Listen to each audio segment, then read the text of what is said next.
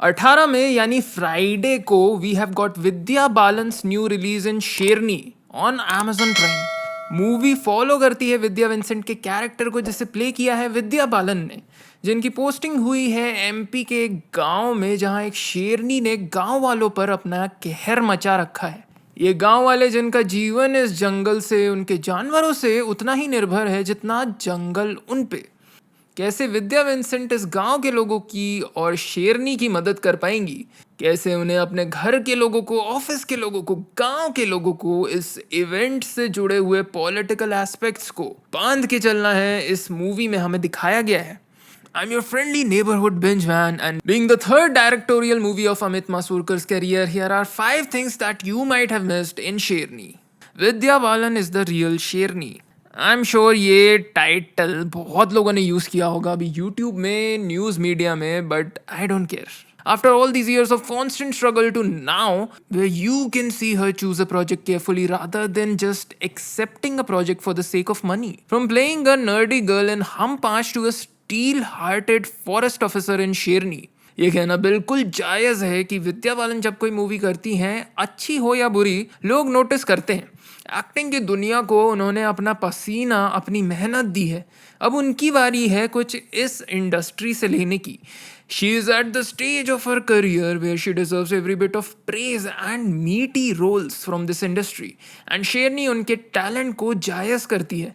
जिस कॉन्फिडेंस और रियलिज्म के साथ विद्या बालन ने ये रोल निभाया है, हम ऑडियंस को इस फिक्शनल स्टोरी देखते हुए ये बिलीव करना कि ये एक असली इंसान हो सकती है आसान हो जाता है. और जब मैं कॉन्फिडेंस की बात करता हूँ तो मैं कैरेक्टर के फेक ब्रवाडो की बात नहीं कर रहा हूँ. मुझे नहीं देखना कि वो कितने लोगों को एक चाटे से मार सकता है. It is safe to say कि Vidya Balan is the brightest star from the various shining lights in this movie. Office politics, hierarchy. First hand experience के साथ मैं आपको बता सकता हूँ कि ऑफिस पॉलिटिक्स लगभग हर टाइप के ऑफिस एनवायरनमेंट में मौजूद रहता है. जहाँ एज अ मैन मेरे अपने स्ट्रगल्स थे इस टॉक्सिक ऑफिस कल्चर से. women have their own plethora of problems in this environment, जिसके बारे में मैं कुछ बोलना बिल्कुल वाजिब समझता. पर मैं as a self proclaimed movie expert आपको ये ज़रूर बता सकता हूँ कि मूवी विद्या बालन के कैरेक्टर को भी इन ऑफिस पॉलिटिक्स और उससे रिलेटेड प्रॉब्लम से जूझते हुए दिखाती है. बट आजकल के ज़माने में जहाँ मीडिया एज अ होल सटल्टी भूल चुकी है, जहाँ आप जितना ज़्यादा ज़ोर से बोले शायद आप पे ज़्यादा भरोसा किया जाए, वहीं फिल्म के डायरेक्टर अमित मासूरकर ने इन टॉपिक्स को काफ़ी सटल तरीके से दिखाया है, which many of us can relate to. And either for good or bad, it is the reality. Madhya Pradesh is beautiful. In its own rugged nature, Madhya Pradesh के काफ़ी एरिया अभी भी हरे और जंगल से भरे हैं, जिन्हें बड़े ब्रांड्स या कैपिटलिज्म एज अ होल अभी छू नहीं पाया है. And when it comes to the movie industry, काफ़ी मूवीज़ और सीरीज़ की शूटिंग इन्हीं लोकेशंस की ब्यूटी का फ़ायदा उठाते हुए दिखी है, which makes me really happy because I will wait for the day to see my favourite celebrity shopping here like any other friend of mine. Let's hope कि इसी नेचुरल ब्यूटी के लिए मध्य प्रदेश जाना जाए और हम एज अ सोसाइटी इस जगह को आगे भी इतना ही खूबसूरत रखने की पूरी कोशिश करें. Supporting characters. आप कोई भी मूवी या सीरीज जो देखते हैं, उनके प्रोडक्शन और फाइनल प्रोडक्ट के पीछे काफ़ी लोगों का हाथ होता है.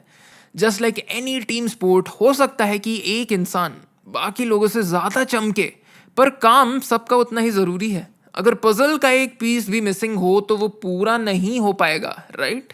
वहीं शेरनी की सपोर्टिंग कास्ट में विजय राज, शरद सक्सेना, ब्रिजेंद्र काला और नीरज कबीर जैसे एक्टर्स, जिनके सालों के एक्टिंग एक्सपीरियंस ने इन कैरेक्टर्स को राइटर के पेज से स्क्रीन तक लाने में बहुत बड़ा हाथ रखा है. Because obviously they are playing these characters. But इतने कम समय में इतने सारे कैरेक्टर्स को प्रॉपर कैरेक्टर आर्क देना मुश्किल है. उनके मोटिवेशन या वे ऑफ थिंकिंग को उनके एक्शन से दिखाया गया है, ना कि बोल के. मसूरकर की क्लियर प्रिसाइज राइटिंग उनके सटल डायरेक्शन से मैच होती है. और न्यूटन, जो कि उनकी पिछली मूवी थी, उसके बाद you can see Masurkar evolve his writing and direction in a good way. Newton के रिलीज के 4 साल के बाद मसूरकर ने शेरनी रिलीज की है. आई जस्ट होप कि he keeps evolving and puts out more content for me to enjoy. Humans and their place in the society. इंसान फूड चेन के सबसे ऊपर ज़रूर है, इस दुनिया पे राज ज़रूर कर रहा है. And after evolving so much over the years that to think कि हम लोग के पूर्वज इन जंगलों में बिना किसी घर के जीने के लिए घूमते थे, काफी अनरियल लगता है। इतने टेक्नोलॉजिकल एडवांसमेंट के बाद अपने घर के चार दीवारी के अंदर हम लोग इतने सेफ हैं कि अपनी इस छोटी सी दुनिया से हम बाहर देख ही नहीं पाते हैं। पर शायद इंसान इन चीजों को भूल जाता है कि चाहे इंसान हो, जानवर हो या कुछ और, इस दुनिया में नेचर से बड़ा कुछ और नहीं है। Well, it's a vast topic and who am I to say that that way of life is wrong. Yes, we are not animals anymore. किसी को जानवर बोलो तो शायद वो इसे अपशब्द या गाली की तरह ले ले. But we do still act like savage animals, don't we? Every day we murder, we rape and we do these heinous crimes on our own kind. जिस तरह जानवर अपने से कमजोर को नीचे रखता है या नीचे दिखाने की कोशिश करता है, हमारी सोसाइटी भी एक जंगल की तरह ही फंक्शन करती है, जहाँ हम स्कूल या ऑफिस एनवायरनमेंट में अपने से वीक या कमजोर को नीचा दिखाते हैं। क्यों? ताकि दूसरे हमारी रिस्पेक्ट करें। इस सोसाइटी के सिस्टमैटिक जाल में हम भी उन्हीं मवेशी की तरह हैं जो शेर से बचने के चक्कर में भेड़ियों के दिलाए आस में आ जाते हैं। पर हमें थोड़ी पता था कि इन भेड़ियों का पॉलिटिकल एजेंडा भी है। तो आगे कुआं पीछे खाई, जाओगे तो जाओगे कहाँ? इन्हीं कुछ डायनामिक्स को मसूल करने बखूबी इस मूवी में दिखाया है।